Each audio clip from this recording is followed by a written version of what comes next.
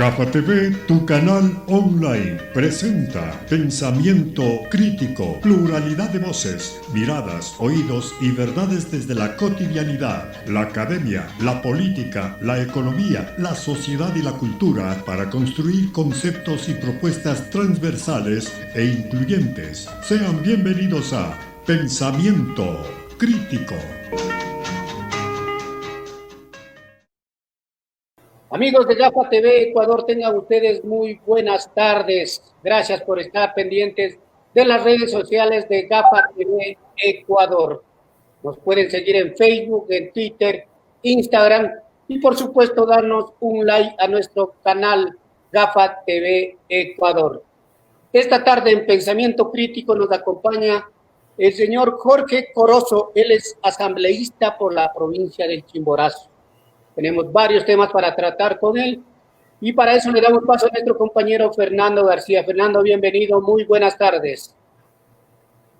Hola Galo, hola amigos en Ecuador y en el mundo que nos siguen todos los días a esta hora en Pensamiento Crítico, el programa de GAFA TV Ecuador. Muy amable por estar con nosotros.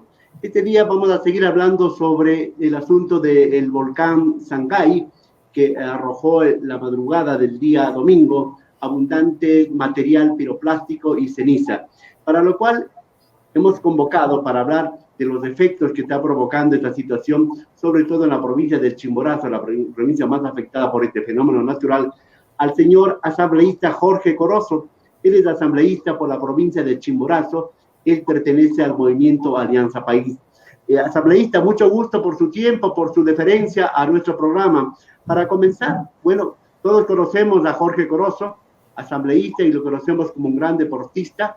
Él hizo mucha historia, mucha gloria en el equipo de Riobamba cuando lo llevó a un título nacional. Jorge, mucho gusto, muchas gracias. ¿Cómo está usted? Saludos cordiales, Fernando, muy amable. A usted también, Galo, gracias por la oportunidad y la invitación que me han formulado para compartir estos minutos importantes a través de GAFA TV. Quiero enviarles un abrazo fraterno desde la ciudad de Riobamba, la Sultana de los Andes, que nos mira a través de las redes sociales, a la ciudadanía de la provincia, un abrazo fraterno, a todos nuestros hermanos, tanto de Chimborazo, del Ecuador y el mundo, que están sufriendo por esta pandemia del COVID-19, y ahora también la naturaleza nos golpea en la provincia de Chimborazo y otras provincias del país que se han visto afectadas lamentablemente por la erupción del volcán Sangay. Creo que estamos fuertes, estamos valientes y decididos a seguir adelante, luchando para poder sacar todos estos obstáculos que la vida nos ha trazado, y esperemos que Dios permita que podamos continuar haciéndolo y que la gente tenga esa fortaleza para salir adelante en medio de esta crisis que se nos ha tocado vivir y que esperemos que Dios mediante pueda pasar muy pronto. Muchas gracias, Jorge. Le recordamos, Jorge, él es nacido en Esmeralda, ha vivido en Guayaquil, ha vivido en Quito y ahora está radicado en la provincia del Chimborazo, en su capital, Riobamba, y a la cual representa como asambleísta en nuestro país. Jorge, ¿cómo está ahora mismo la provincia de Chimborazo, luego ya de cerca de 60 horas casi de la erupción del día domingo, que arrojó cantidades bastante significativas de ceniza y llegó a como a 5 cantones concretamente de la provincia de Chimborazo? ¿Cómo está ahora mismo? ¿Cómo amaneció Chimborazo? ¿Sigue cayendo ceniza? ¿Cuál es el panorama en este momento, Jorge, por favor?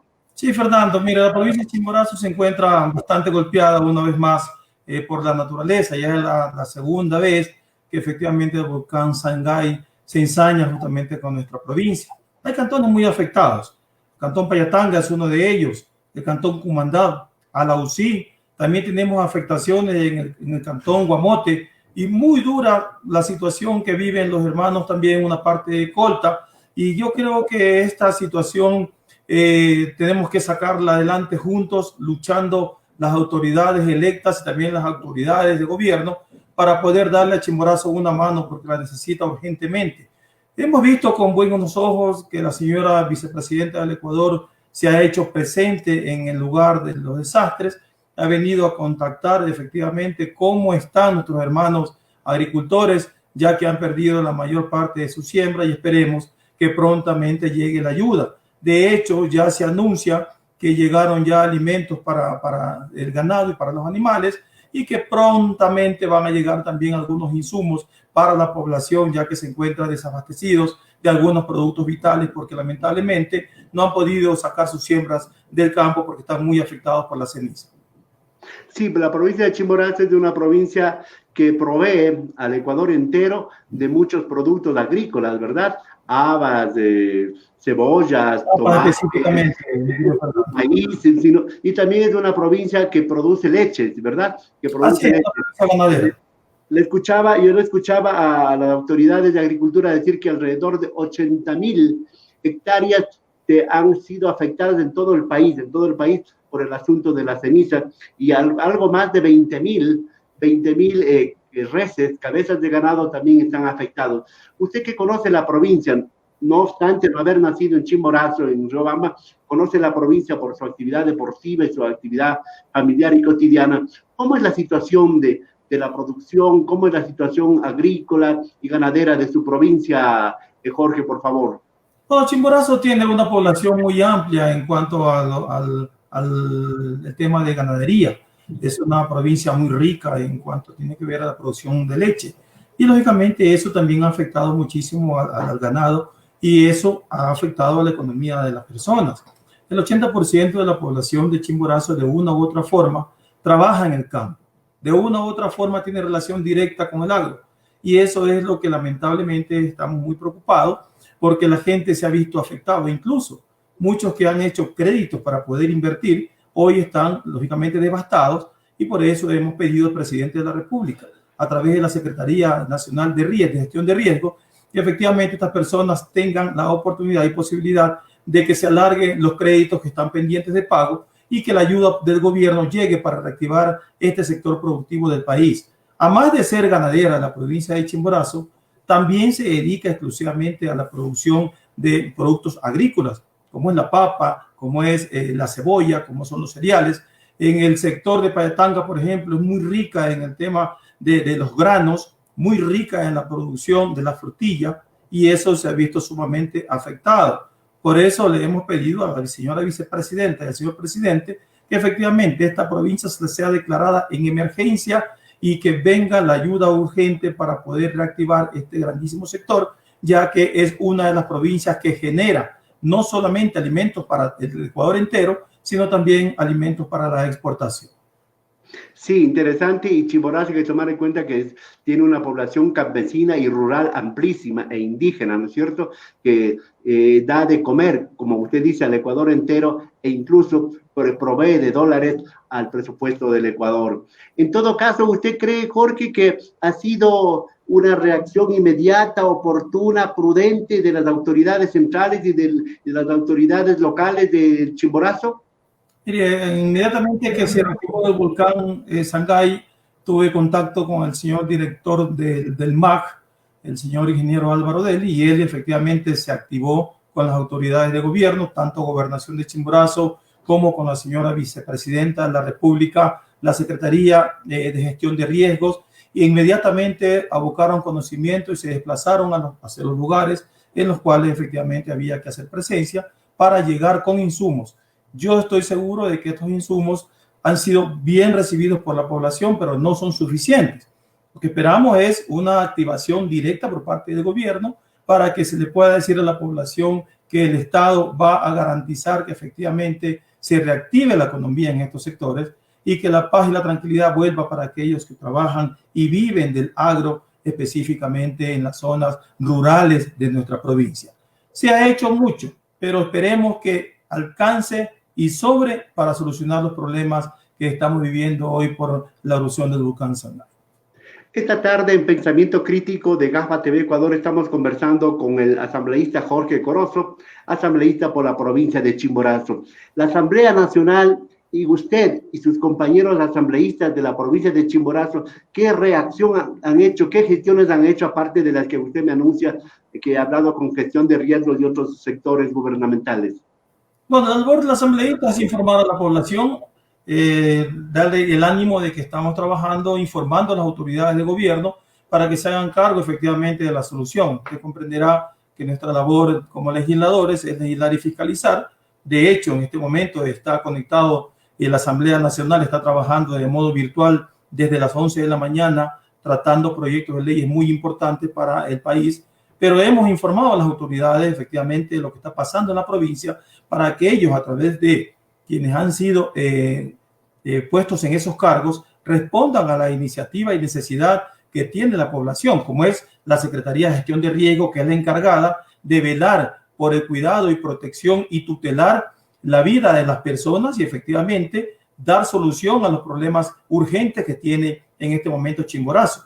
Por otra parte, la gobernación de Chimborazo tiene que informar a las autoridades de gobierno cuáles son los puntos críticos y las necesidades que se tienen en la provincia para que puedan auxiliar a las personas y ellas reciban efectivamente por parte del Estado los insumos necesarios para poder sacar adelante a cada uno de sus cantones y efectivamente las comunidades afectadas. Usted que ha visto, me imagino que usted ha salido, ha recorrido algunos sectores de la provincia y de la ciudad de Riobamba. ¿Qué necesitan los campesinos? ¿Qué necesitan los indígenas? ¿Qué necesita la población afectada del Chimborazo en este momento?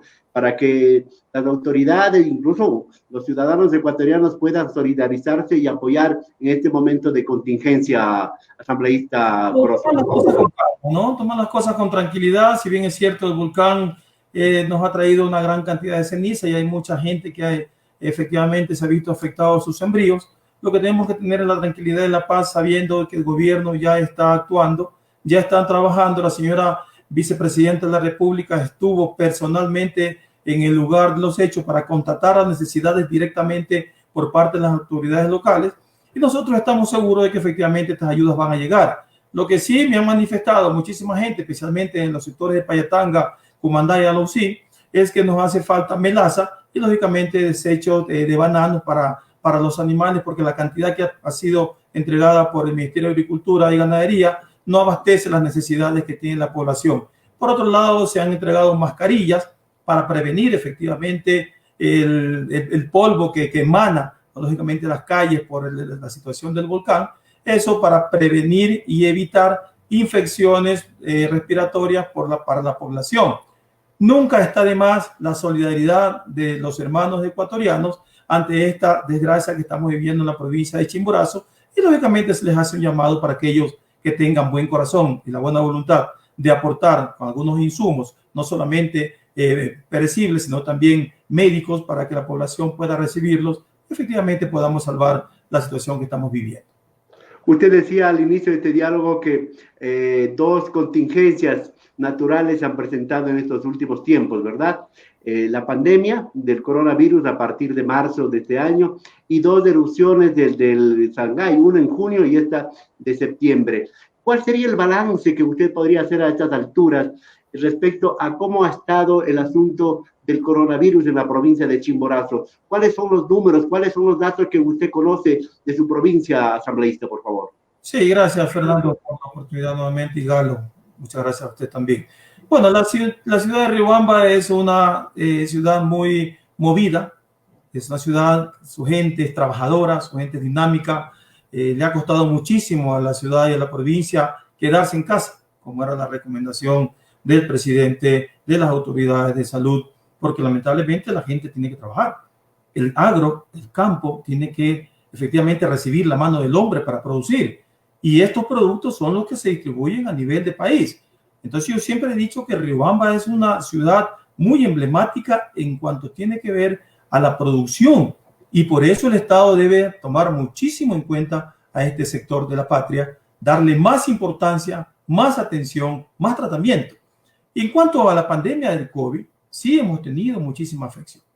Lamentablemente ha existido un desacato por parte de la población y en este momento seguimos con semáforo amarillo, pero en alza. Se han registrado una cantidad muy evidente de nuevos casos de COVID-19.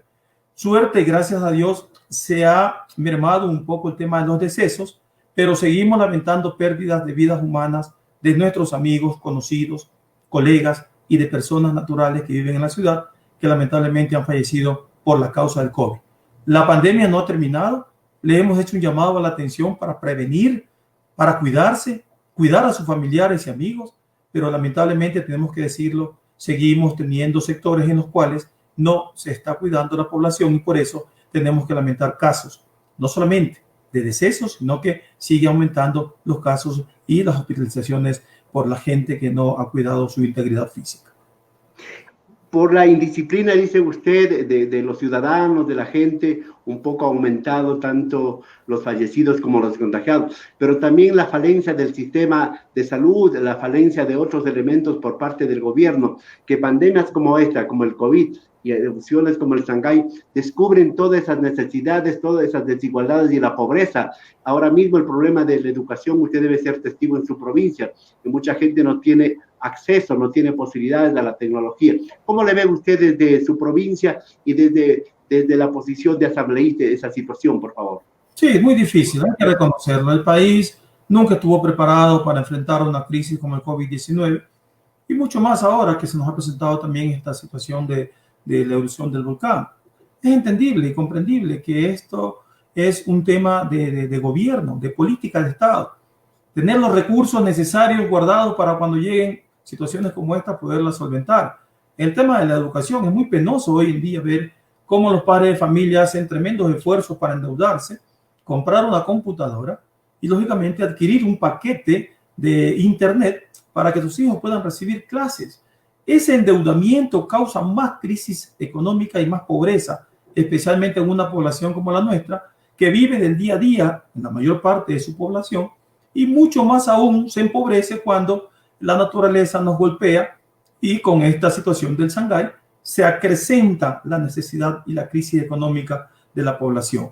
Por eso hemos hecho un llamado al gobierno central para que efectivamente estos temas que estamos viviendo hoy sean política de Estado y a futuro se planifique, se organicen las finanzas públicas y que éstas tengan una previsión para cuando lleguen estos momentos difíciles y críticos, tanto los GAD provinciales como los GAD cantonales, los parroquiales, sepan qué hacer y utilizar esos recursos económicos para ayudar a la población afectada. No podemos darle toda la responsabilidad al Estado.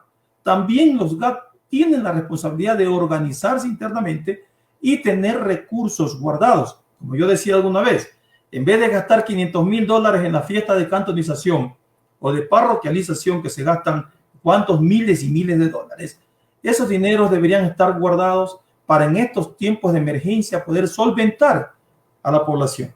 Porque no se olvide que si es verdad que el gobierno tiene responsabilidad directa, porque no han administrado bien los recursos públicos, pero también los recursos que reciben los GAD provinciales, los GAD cantonales y parroquiales también se despilfarran y no se guarda nada para momentos difíciles como los que estamos viviendo. Sí, lamentablemente a esto tenemos que añadir dos cosas, asambleísta Corozo. Una, que el gobierno no transfiere los recursos a los gobiernos seccionales, GAD provinciales, GAD cantonales y las juntas parroquiales. Y a esto tenemos que agregar la pandemia de la corrupción, asambleísta, donde se va la plata, donde se dilapidan los fondos de los ecuatorianos que podrían servir para la educación, para la salud y para un sinnúmero de cosas que necesita el pueblo ecuatoriano. Usted es parte del gobierno del licenciado Moreno en cuanto a Alianza País, de diputado. No, mi querido Fernando. Yo fui electo asambleísta por la provincia de Chimborazo por el movimiento Pachacuti, en alianza con Alianza País. Yo no pertenezco al gobierno del licenciado Lenín Moreno. Soy parte del bloque de Alianza País y aliados. Eso es muy diferente y, lógicamente, ha existido un trabajo en el Pleno de la Asamblea Nacional que ha permitido hacer leyes importantes para el país. De hecho, cuando yo fui presidente de la Comisión de Derechos Colectivos, aprobamos una ley sumamente importante para los ecuatorianos, que fue la Ley Orgánica de Comunicación, que hoy permite que usted, Galo, y todo el pueblo pueda ejercer libremente esta noble función de informar sin tener que pedir permiso al gobierno de turno, sin tener que pedir permiso al jefe, al mandamás o a la autoridad competente, y hoy se lo puede hacer con libertad absoluta. Esa ley de comunicación es la que ha garantizado y permitido que en muchos casos se pueda denunciar la cantidad enorme de casos de corrupción que usted evidencia, que ya por lo menos tenemos algunos sancionados, otros encarcelados, y que esperamos a futuro que se puedan recuperar los dineros robados. Por otra parte, también no se olvide, mi querido Fernando, que dentro de mi legislación, de mi trabajo de legislador, aprobamos la ley orgánica de las personas adultas mayores. Esta ley maravillosa que fue aprobada por la Asamblea Nacional y que efectivamente ya es ley de la República, efectivamente hoy los adultos mayores gozan de ese privilegio de tener una herramienta que les permita vivir con dignidad. Estamos seguros de que el gobierno ya tiene que a estas alturas haber transferido los recursos para que tantos planes, programas y proyectos se hayan puesto ya en marcha para que el 1.255.000 adultos mayores que había hace un año efectivamente estén gozando de ese privilegio de tener una vida digna. Continuamos esta tarde de martes 22 de septiembre de 2020 conversando con el asambleísta Jorge Corozo de la provincia de Chimborazo.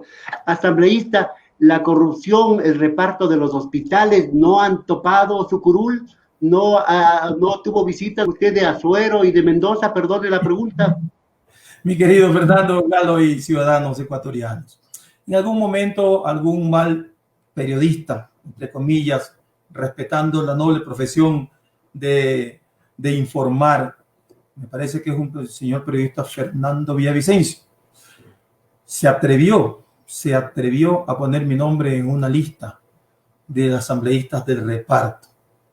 Pero lógicamente, después de eso nos dimos cuenta que el fin del señor Fernando Villavicencio era poner su rostro en una papeleta de elección popular. Hoy me parece que está de precandidato para ser asambleísta. Pero claro, con esas injurias, calumnias y mentiras dañan la honra y la nobleza del periodista de informar. Yo soy un hombre que fui futbolista, dejé la profesión del fútbol, me preparé, me capacité. Lógicamente hoy ejerzo una labor de legislador y espero que Dios permita terminar mis días y decirle al pueblo de Chimborazo muchas gracias, les he cumplido. No tengo afecto por el dinero ni el poder. Por eso ni siquiera he pensado en una reelección. Creo que hay elementos valiosos en la ciudad de Riobamba y la provincia de Chimborazo que van a ir a la Asamblea Nacional a cumplir un gran papel. Esperemos que efectivamente, así como lo hicimos nosotros, vayan y hagan leyes en beneficio del pueblo y que salgan por la puerta grande así como se entró, asimismo salgan sin dejar jamás una huella que tenga alguien que decir, no la borramos porque aquí hubo corrupción. Somos gente humilde, honestas, respetuosas, responsables, cabales, y este color de piel que tengo orgullosamente representa a más de 1 millón de afroecuatorianos en el país y lógicamente en mi provincia más de 500.000 habitantes. Asambleísta, en todo caso, ¿usted qué piensa de las investigaciones que están ahora mismo del reparto de hospitales? ¿Qué piensa de su colega Mendoza? Usted cuántas veces obviamente habrá conversado con el señor Azuero. ¿Qué piensa de lo que se dice de la señora ministra de Gobierno? ¿Qué piensa usted de la falta de credibilidad y de confianza y 2 o menos de 2 de cada 100 ecuatorianos creen en la Asamblea? ¿Qué piensa usted desde adentro y desde afuera? Bueno, yo antes de ir a la Asamblea pensaba igual que los ciudadanos comunes. Todo lo que se decía de la Asamblea Nacional, de los asambleístas, del gobierno, lógicamente era una utopía. Por eso fui a la Asamblea Nacional y me siento tan feliz, porque he ido a conocer, a aprender, a debatir, y ese conocimiento me permite hoy poder decir que si es verdad que en todos los entes de la vida pública, tanto públicos y como privados, existe la mal llamada corrupción, en todos los niveles. Pero lógicamente tenemos que separar la corrupción de los corruptos, la delincuencia de los delincuentes. La delincuencia es un tema, es un título. El delincuente es el que ha cometido el delito. Pero en el Ecuador, lamentablemente, no hemos aprendido todavía a respetar un orden jurídico que se llama la personalidad de cada uno y, lógicamente, el derecho a la inocencia mientras no se demuestre lo contrario. Sí, hay compañeros legisladores que están lamentablemente siendo investigados. Felicito la labor de la Fiscalía y espero que se llegue hasta las últimas consecuencias. Y quienes hayan cometido algún delito, efectivamente, lamentablemente hay que decirlo, tienen que pagar por sus culpas. Si en algún momento nos hemos equivocado, tenemos que reconocerlo. Si le hemos fallado al pueblo, el pueblo tiene que censurarnos. Si le hemos mentido al pueblo, el pueblo tiene que abandonarnos y castigarnos. Y si algún día volvemos a pedir el voto, tienen que allí decirnos que no. Pero yo siempre digo, vamos a investigar y que a cada uno se le dé lo que merece. El señor Mendoza aparentemente ha cometido una falta muy grave, ya ha sido censurado por la Asamblea Nacional. Lamentablemente, tenemos que decirlo, está en la cárcel, algo que no le deseo a nadie, porque ese es el peor lugar al que puede ir un hombre después de la muerte, y espero que salga bien librado de esta situación. Lo mismo para el señor Azuero, que se presente a la justicia, y si él dice que es inocente, que efectivamente le diga a los ecuatorianos y a la justicia que él no ha participado en esos actos de corrupción. Pero siempre pido que por favor no se mezcle a la asamblea y a los asambleístas como si todos fuésemos parte del reparto de hospitales que usted menciona y si todos fuésemos responsables de la catástrofe que en este momento la Asamblea Nacional vive. Son momentos difíciles, muy críticos, Fernando. Tenemos que los ecuatorianos aprender, primero, a que no todos somos. Segundo, a que tampoco quisiera ser. Y tercero, una más, Fernandito y Galo, yo espero que por bien del Ecuador, en esta próxima oportunidad que vamos a tener, entonces ahora sí elijamos bien, pues, porque siempre se dice que se elige a los peores, pero lamentablemente volvemos a caer en el mismo error una y otra vez y seguimos quejándonos de los malos elementos, los malos funcionarios, porque los buenos no se atreven efectivamente a dar la cara, a ir a la asamblea y efectivamente hacer las cosas como corresponde.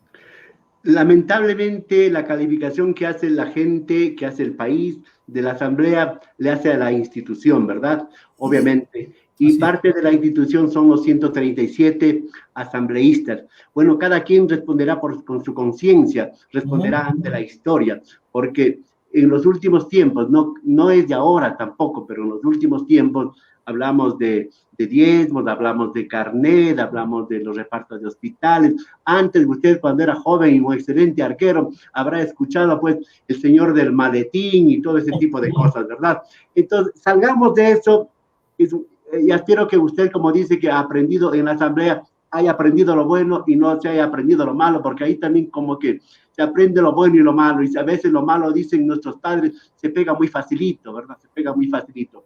Muy bien, vayamos a algo más agradable y aquello que a usted le gusta y que el país también lo recuerda, ¿verdad? Hablemos un poco de fútbol, ¿qué le parece? Bueno, además de hablar de fútbol, también hablemos de Richard Carapaz, ¿no? Orgullo ecuatoriano, efectivamente nos está dando grandes alegrías en el Tour de Francia. No solamente hay que hablar de fútbol, hay que hablar de deporte globalmente. Tenemos un ministerio de deporte que tiene que reactivarse también y que tiene que invertir más recursos para que los jóvenes efectivamente sean ese presente y futuro que tanto queremos. Y sí, hablar de fútbol lamentablemente no es el mejor momento, especialmente para mi provincia. Qué difícil es hablar del Centro Deportivo Olmedo, equipo a que tanto quiero.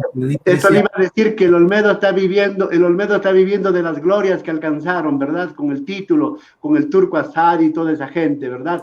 ¿Es verdad que usted tenía vértigo subir a los aviones? ¿Es cierto aquello? No, no era yo, era otro compañero. ¿A otro compañero? Javier Caicedo. Eterno capitán. Javier tenía terror de subir a los aviones, incluso alguna vez llegamos al aeropuerto Mariscal Sucre y Javier se nos desapareció, nunca entró al aeropuerto, nos tuvimos que ir sin el capitán. Pero, bueno, estamos a las puertas de la eliminatoria a Qatar 2022, ¿no? Sí, señor. Y el Ecuador todavía no convoca a sus seleccionados. Hay un seleccionado que recién vino y no conoce a nadie. ¿Qué piensa usted? ¿Por qué no se confía un poco en el entrenador ecuatoriano? ¿Por qué se trajo a un señor español, holandés, solamente por ser hijo de una estrella del fútbol? ¿Y por qué se hace esto? Usted que estaba en el camerino, que compartió, ¿qué piensa al respecto? Bueno, el fútbol es un derecho universal, ¿no? Todos tenemos la misma oportunidad de trabajar, tanto venir a Ecuador como salir también al exterior a buscarse una nueva oportunidad. Yo sí creo que al técnico ecuatoriano se le debería dar más oportunidades y más confianza, ¿no? Pero eso pasa por la mentalidad que tenemos el 80% de los ecuatorianos, tenemos que decirlo así, somos extranjerísimos, ¿ya? El 90% de los ecuatorianos efectivamente piensan salir a buscar en otras partes, seguramente diversión, conocer otros lugares, cuando en nuestro país ni siquiera conocemos las 24 provincias, ¿no? Entonces, eso es lo que pasa con el Ecuador. Primero debemos conocer lo nuestro, amar lo nuestro, valorar lo nuestro, dar oportunidad a los nuestros y, lógicamente, si estos no lo aprovechan, entonces ahí sí buscar afuera nuevos elementos. Estamos viviendo un momento difícil. Yo creo que la selección ecuatoriana tiene una gran oportunidad con un técnico como el que ha contratado en este momento. Hay que dejar de lado el pasado, ese error de haber contratado un español creyendo que nosotros necesitamos de un entrenador sin experiencia y sin conocimiento de nuestra biodiversidad, de nuestras costumbres. Fue un gravísimo error. Ahora nos traen al señor Alfaro. Esperemos que se rodee de buenos asesores y que estos a su vez le recomienden buenos jugadores para que esa lista de 30 jugadores que ya se ha hecho una preselección estén allí los mejores y no los puestos a dedos como en muchas ocasiones lamentablemente se ha hecho, y por eso los fracasos que el Ecuador vivió en las últimas eliminatorias. Vamos a darle la confianza. Aún no inicia. Vamos a esperar resultados, pero lo más importante es que ellos hagan una buena planificación, que se elija bien a los jugadores, pero antes de elegir a los jugadores, un buen cuerpo técnico que asesore muy bien al señor Alfaro para que efectivamente haga un buen trabajo y el Ecuador pueda estar en su cuarto mundial. Jorge, ¿usted fue arquero seleccionado? Yo tuve la suerte y la dicha de ser convocado en 4 ocasiones a la selección del Ecuador, con el Bolillo Gómez en 3 ocasiones y con el profesor Hernández en 1 ocasión. Con esa experiencia, le pido a usted como gran cancerbero, ¿quién debe ser entre nosotros, digámonos, quién debe ser el titular del Ecuador en el arco, por favor? Solo pido que me permitan volver. Permítame volver. Y me pongo a punto en unos 3 meses y si me permiten, me pongo a la orden a la selección para ayudar a mi país a llegar a un cuarto mundial. ¿Quién cree que puede ser el arquero titular? A ver, usted que tiene buen ojo. Voy a dar un nombre para que se fijen y lo empiecen a mirar, ¿no? Denis Corozo en el Delfín de Manta, el equipo campeón del fútbol ecuatoriano, está jugando muy bien Denis. El día domingo le ganaron 4-1 a Musurún, arquero titular es mi hijo, así que por favor echen un ojo para allá también. Lo mismo que pasa siempre, nunca miraban hacia Riobamba. Para que yo llegue a la selección tuvimos que hacer un relajo, pero los tremendos. Siendo yo en el año 2000 el mejor arquero, el mejor futbolista, el mismo año, campeón. Tuvimos el mejor dirigente como Eduardo Granizo, la mejor hinchada de la liguilla, la mejor barra. Imagínense, nunca miraron hacia acá. Hay que mirar también a las provincias. Hay buenos goleros. O sea, también el fútbol se centraliza, pues está centralizado, ¿verdad? Mira que fuimos el primer equipo fuera de Quito y Guayaquil en ser campeones. Entonces, eso demuestra que en otros lugares del país también hay buenos arqueros.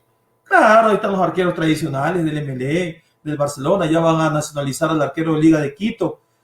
Bueno, si tiene condiciones y capacidad y no hay un buen arquero ecuatoriano, que nacionalicen a uno de afuera, pero primero den la oportunidad a un ecuatoriano. Sintámonos valiosos de lo nuestro primero, y si no funcionan, si no están a la altura, entonces piensen en nacionalizar a los que quieran. Miren lo que pasó, nacionalizaron a Lizaga. ¿Cuántos partidos jugó en Ecuador? 4 o 5 en la eliminatoria y ya se fueron del país. Entonces tenemos que pensar en lo nuestro para que no se vayan, porque eso es lo que hace el Ecuador lamentablemente. Abre las puertas a los de afuera y cierra las puertas a los de casa. Jorge, vamos terminando. Le pongo muy difícil. Le pongo un tiro desde los 12 pasos. ¿Qué es más duro, tapar un penalti o tapar a la corrupción? A ver, cuénteme. Las dos cosas son completamente diferentes. En el tiro penalti, lógicamente, yo no tengo tanta responsabilidad como el que patea. Más responsable es el que patea el penalti que el que lo taja. En este momento, y en la otra parte, más difícil es taparle un penalti a la corrupción, porque la corrupción tiene una cantidad enorme de aristas. La corrupción no solamente es en una institución, la corrupción está institucionalizada en muchos sectores del país. Entonces, tenemos que comenzar primero por casa para luchar, para que nuestros hijos, efectivamente, cuando estén en un cargo público, ellos sepan que tienen que taparle el penalti a la corrupción. De allí sale todo lo bueno o lo malo que vivimos en el país, del hogar. El padre, la madre que educa bien a su hijo, va a las instituciones públicas y se convierten en hombres y señores servidores de la patria y son incorruptibles. Las cárceles están llenas, Fernando y Galo. ¿Están llenas por qué? Porque a pesar de que en muchos casos los padres y madres educan bien a sus hijos, estos hacen lo fácil. Se dejan llevar por la facilidad del dinero y caen fácilmente en la corrupción. Pero hay que seguir trabajando con los jóvenes y efectivamente educarlos para que a futuro, ojalá, Dios quiera, podamos decir que en el Ecuador la corrupción se está mainando. Y para terminar, ¿cuándo cree que será un negro presidente del Ecuador? A ver, yo tenía la esperanza, sinceramente, de que estos señores Vargas e Issa hicieron esa revolución en el mes de octubre en la cual se perdieron algunas vidas humanas, en donde el Ecuador quedó devastado, las instituciones destruidas, se intentó un golpe de Estado. Estos señores tenían la personalidad como para decir presente y empezar por ahí, por un candidato indígena que tuviese posibilidad de ir poco a poco avanzando en ese proceso de restauración para llegar algún día a tener un Barack Obama en el Ecuador. Es imposible. ¿Por qué razón no?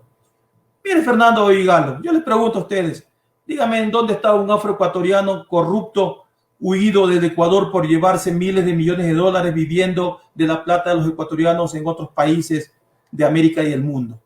Nosotros hemos sido golpeados por la crisis, hemos sido golpeados por la indiferencia, hemos sido golpeados porque no hemos tenido oportunidades para poder salir adelante, pero estoy seguro de que algún día la justicia llegará y brillará para los afroecuatorianos y tendremos un buen candidato. Dios quiera que la suerte nos acompañe y que ustedes, que tienen ese color de piel maravilloso, entiendan que somos ecuatorianos y que todos tenemos el mismo derecho de elegir y ser elegidos. Nosotros creemos en la diversidad, mi querido Jorge. Para concluir, en 7 meses y unos días usted deja de ser asambleísta. Va a quedarse sin trabajo. ¿A qué va a dedicarse, Jorge? Bueno, mi querido Fernando Ugalo, yo gracias a Dios soy licenciado en Ciencias de la Educación, mención Pedagogía en Valores. Soy un hombre preparado, un hombre que tengo mis capacidades. Gracias a Dios físicamente estoy muy bien, intelectualmente estoy muy bien. Soy un hombre que gozo de la confianza de mi pueblo. El hecho de dejar la Asamblea Nacional no significa que mi familia vaya a quedar en la indefensión. Yo soy un empresario. En estos momentos justamente estamos planificando la reapertura ya de nuestro restaurante, que lo tuvimos que cerrar por el tema de la Asamblea Nacional.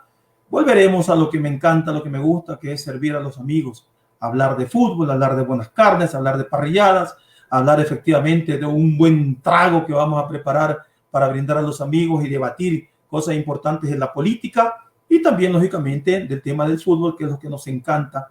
Así que, gracias a Dios, no nos faltará para la papa de la familia y para servir también a algunas personas a las cuales les daremos trabajo en nuestro restaurante que estamos ya preparando para el futuro. Desde ahí le podemos dar yuca a la corrupción, yuca a la pobreza, ¿no es cierto? Y, no le vamos a dar yuca. No le vamos a dar yuca. Y ojalá no se haya olvidado en 4 años de hacer el encocado, pues, Jorge. Ojalá no se haya olvidado. No, no me he olvidado. Incluso ahora ya cambié un poco la modalidad. Ya no hago encocado de pescado, ahora hago encocado de cuy. Usted no sabe, no ha probado eso, ¿no? El cuy se hace ahumado, se lo ahuma, el cuy, luego se lo sazona, se lo aliña y se lo embandunga con jugo de coco. Se le pone un poco de perejil encima, unos patacones y un arroz chino. Tenga la plena seguridad, Galo. Algún día lo voy a invitar aquí, en Corozal, el restaurante de los amigos, que va a volver a abrir sus puertas muy pronto. Gracias. Hemos tenido un diálogo muy ameno, muy cordial con Jorge Corozo, asambleísta por la provincia de Chimborazo, ex arquero del Olmedo, ex arquero del Deportivo Quito y de otros equipos del país. Jorge, nos hemos pasado del Sangay de la ceniza que oscureció, que puso gris a Chimborazo y a una gran parte del país, hablar de cosas importantes que necesita conocer y necesita saber el país. Gracias, Jorge, y mucha suerte, muy amable. Una última anécdota para aquellos que se consideren de ojos azules y blancos. El volcán Sangay los dejó como yo. Gracias, Jorge, muy amable. Señoras y señores. Y a todos sus televidentes, un abrazo fraterno. y un abrazo a la distancia. Dios le bendiga. Gracias. Amigos de GAFA TV y de Pensamiento Crítico, gracias por haber estado con nosotros. Aquí hemos conversado sobre cosas importantes, amenamente, respetuosamente, para conocer a la gente y para seguir pensando en que el Ecuador todavía es posible cambiarlo, mejorarlo y que haya libertad y justicia. Hasta pronto.